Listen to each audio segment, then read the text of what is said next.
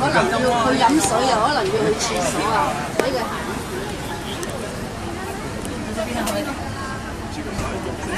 呢2年其實都捱得好辛苦，因為有阿忌廉哥喺度咧，有佢嘅產品喺度，我可以撐多呢2年。但係再睇到未來咧，呢2年咧係個市道咧，我係比較擔心。但係有自由行嚟講咧，我哋做咗呢度10幾年咧，唔係一定要做自由行。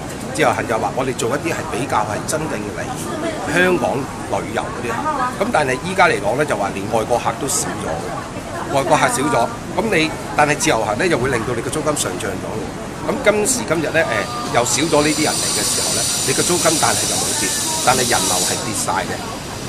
呢個係最主要嘅命脈，同埋仲有一樣你真係做報紙檔，就算嗰啲喺個街嘅嗰度，你唔使交租，淨係俾牌費，有啲都做唔掂。